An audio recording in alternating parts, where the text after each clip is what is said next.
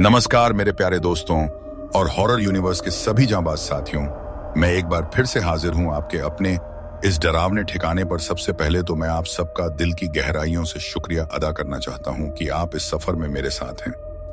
आपका साथ ही मेरी सबसे बड़ी हिम्मत है और आपके कमेंट्स पढ़कर मुझे यकीन होता है कि आप भी मेरी तरह ही सच्ची और अनसुनी कहानियों के दीवाने हैं।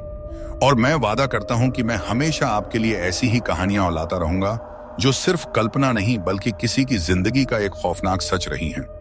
आज की कहानी जो मैं आपको सुनाने वाला हूं वो किसी एक रात की नहीं बल्कि कई रातों के उस खौफ की दास्तां है जिसने एक सरकारी मुलाजिम की जिंदगी को हमेशा के लिए बदल कर रख दिया।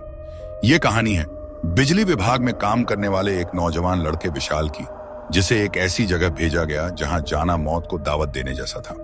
तो दिल थाम लीजिए क्योंकि ये कहानी आपको अंदर तक हिलाकर रख देगी प्यारे साथियों। जैसा कि विशाल ने मुझे बताया, मैं आपको हूबहू उसी की जुबानी में यह किस्सा सुनाता हूं। दोस्तों, मेरा नाम विशाल है और मैं बिजली विभाग में एक लाइनमैन हूं। मेरा काम उन दूर दराज के गांवों में जाना होता है जहां बिजली की लाइन में कोई खराबी आ जाए या फिर मीटर की जांच करनी हो। मुझे अपनी नौकरी पसंद थी, नए नए लोगों से मिलना, नई नई जगह देखना मुझे अच्छा लगता था। लेकिन मुझे क्या पता था कि मेरा यह शौक मुझे एक दिन जिंदगी के सबसे भयानक मोड़ पर ले आएगा। बात पिछले साल सर्दियों की है, जब मेरे साहब ने मुझे अपने ऑफिस में बुलाया और एक पुरानी धूल भरी फाइल मेरे सामने रखी और कहा, विशाल, एक बहुत जरूरी काम है। हमारे पहाड़ी इलाके में एक गांव है कालागढ़। वहां पिछले 1 महीने से बिजली नहीं है और कोई भी लाइनमैन वहां जाने को तैयार नहीं है। रानी से पूछा, तुम्हें वहां जाकर साहब 1 महीने से बिजली नहीं है और कोई गया क्यों नहीं? साहब ने फाइल खोली और मेरे सामने कर दी। उसमें 3 पुराने लाइनमैनों की रिपोर्ट थी जो मुझसे पहले वहां गए थे। पहले वाले ने अपनी रिपोर्ट में सिर्फ एक लाइन लिखी थी, वहां शैतान का राज है, मैं वापस नहीं जाऊंगा, और उसके नीचे उसके इस्तीफे का कागज था। दूसरे की रिपोर्ट कांपते हुए हाथों से लिखी गई थी और आधी अधूरी थी, जिसमें हवेली, घोड़े और जलती हुई आंखों का जिक्र था। और तीसरे की रिपोर्ट तो थी ही नहीं, बस एक मेडिकल सर्टिफिकेट लगा था कि वो अपना मानसिक संतुलन खो चुका है। साहब ने एक गहरी सांस ली और बोले, वहां के लोग कहते हैं कि वो गांव श्रापित है। वहां किसी पुराने डाकू जोरावर सिंह की आत्मा का आतंक है। लेकिन तुम तो पढ़े लिखे लड़के हो, इन सब फालतू बातों पर यकीन नहीं करते होगे। बस जाओ और लाइन ठीक करके आ जाओ। अगर ये काम कर दिया तो तुम्हें 10,000 का इनाम और प्रमोशन पक्का मिलेगा। मैं कुछ देर सोच में पड़ गया, लेकिन फिर इनाम और प्रमोशन के लालच में मैंने हाँ कर दी। अगले दिन मैं बस पकड़कर कालागढ़ के लिए निकल पड़ा। बस में ज्यादा भीड़ नहीं थी। मेरे बगल में एक बुजुर्ग बैठे थे। उन्होंने जब मुझसे पूछा कि कहाँ जा रहे हो तो मैंने बताया।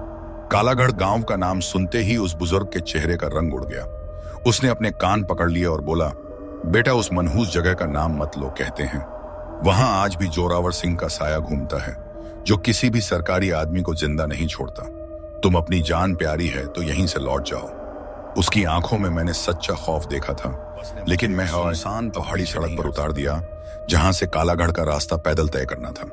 वो करीब 10 किलोमीटर का पहाड़ी रास्ता था जो घने जंगलों के बीच से होकर गुजरता था। जैसे जैसे मैं जंगल में अंदर जाता गया, मुझे महसूस होने लगा कि वहां कुछ तो अजीब है। जंगल में एक भयानक खामोशी थी। किसी पक्षी या जानवर की कोई आवाज नहीं थी, जैसे उस जंगल के सारे जीव उस जगह को छोड़कर भाग गए हों। रास्ते में मुझे एक पुराना लकड़ी का घोड़ा पड़ा मिला जो किसी बच्चे का खिलौना लग रहा था। मैंने उसे उठाया तो मुझे एक तेज ठंडक और गहरी उदासी का एहसास हुआ। मैंने उसे वापस वहीं रख दिया और आगे बढ़ गया। कुछ दूर चलकर जब मैंने यूं ही पीछे मुड़कर देखा तो वो खिलौना वहां नहीं था। मेरा दिल जोर से धड़का और मैंने अपनी चाल तेज कर दी। मुझे लगातार ऐसा महसूस हो रहा था कि पहाड़ियों के ऊपर से कोई मुझे देख रहा है। शाम ढलने से पहले मैं उस गांव में पहुंच गया और गांव को देखकर मेरा कलेजा मुंह को आ गया। वो गांव नहीं बल्कि भूतों का डेरा लग रहा था। ज्यादातर घर खंडहर बन चुके थे और जो कुछ घर ठीक थे उनमें भी जिंदगी के कोई निशान नहीं दिख रहे थे। गांव के बीचों बीच बने पुराने मंदिर की मूर्ति टूटी हुई थी, जैसे किसी ने उस पर हमला किया हो। चारों तरफ एक मौत जैसा सन्नाटा पसरा हुआ था। मुझे एक झोपड़ी के बाहर एक बुजुर्ग आदमी बैठे दिखे। मैंने उनके पास जाकर अपना परिचय दिया और गांव में बिजली खराब होने की बात की। उन बुजुर्ग का नाम था बलवंत सिंह और वो उस गांव के मुखिया थे। उन्होंने मुझे ऐसी नजरों से देखा जैसे मैंने कोई गुनाह। बेटा, तुम यहाँ क्यों आए हो? ये जगह इंसानों के रहने के लायक नहीं है। सूरज ढलने से पहले यहां से लौट जाओ। मैंने उन्हें समझाया कि मैं सरकारी काम से आया हूं और मुझे यहीं रुकना पड़ेगा। उन्होंने अपना फटा हुआ कुर्ता ऊपर उठाकर मुझे अपनी बांह दिखाई। उस पर लोहे से दागा हुआ एक पुराना निशान था। वो बोले, ये जोरावर की गुलामी का निशान है जो इस गांव के हर मर्द को अपनी मां के पेट से मिलता है। हम सब उस शैतान के कैदी हैं जो नौजवान यहां से भागने की कोशिश करते हैं। वो रहस्यमयी हादसों में मारे जाते हैं और यहां सालों से किसी बच्चे ने सेहतमंद जन्म नहीं लिया है। तुम हमारी मदद नहीं कर सकते बेटा, अपनी जान बचाओ और चले जाओ। उनकी आंखों में मैंने ऐसी बेबसी देखी कि मेरा दिल कांप गया। बहुत मिन्नतें करने के बाद वो मुझे अपने घर में पनाह देने को तैयार हो गए, लेकिन एक शर्त पर उन्होंने कहा, रात को चाहे कुछ भी हो जाए, चाहे तुम्हें किसी के रोने की आवाज आए या किसी के चलने की आहट, तुम इस कमरे से बाहर नहीं निकलोगे और उस पहाड़ी पर बनी पुरानी हवेली की तरफ तो भूलकर भी नहीं देखोगे। रात हुई और उस गांव का असली और भयानक चेहरा मेरे सामने आने लगा। मैंने कमरे का दरवाजा अंदर से बंद कर लिया, लेकिन थोड़ी देर बाद ही उस बंद दरवाजे पर किसी ने जोर जोर से दस्तक दी, जैसे कोई उसे तोड़ देगा।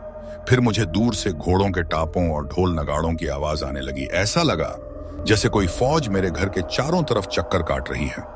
आधी रात को मैंने जिस दरवाजे को अपनी आंखों के सामने बंद किया था, वो एक जोर के कट की आवाज दुबक गया अपने आप और मेरी सांसें रुक गईं। तभी मुझे कमरे के सबसे अंधेरे कोने से एक भारी और गहरी आवाज सुनाई दी। विशाल आ गया, तू बड़ा इंतजार करवाया तूने।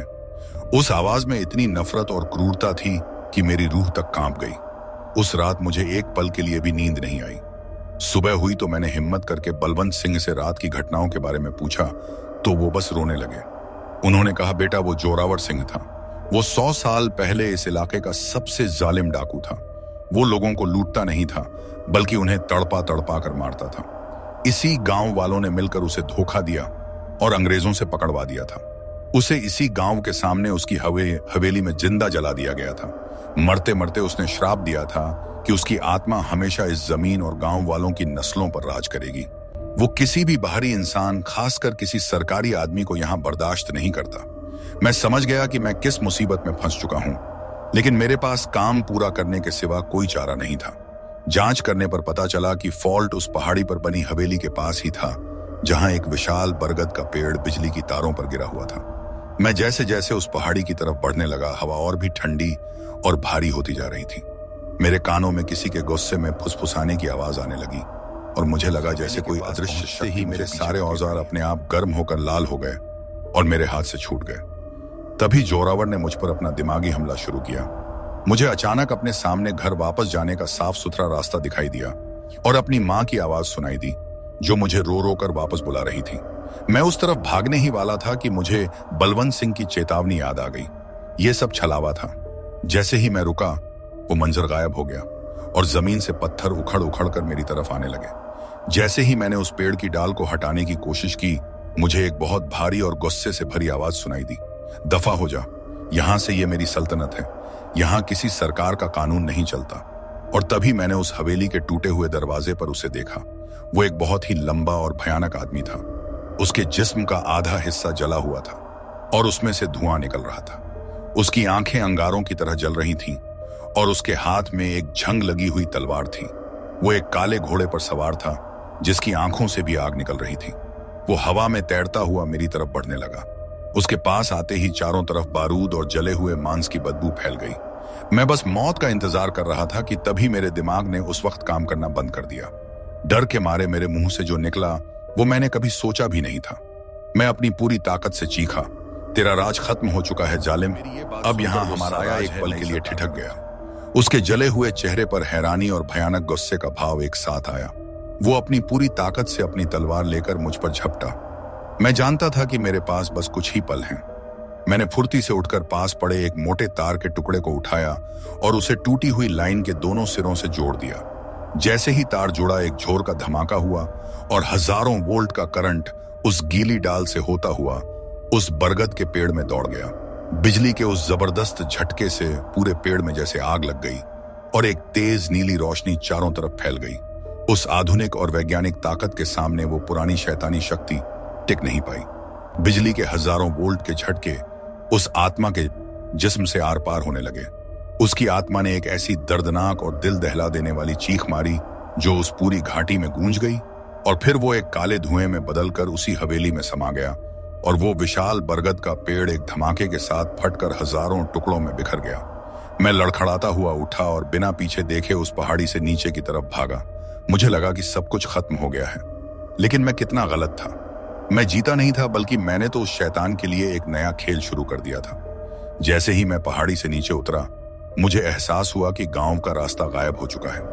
मेरे चारों तरफ घना जंगल था और हर रास्ता एक जैसा लग रहा था। मैं जिस भी तरफ जाता, थोड़ी देर बाद घूमकर उसी टूटे हुए फंस चुका हूं। पेड़ के पास वो आत्मा हारी नहीं थी, बल्कि अब वो मेरे साथ खेल रही थी।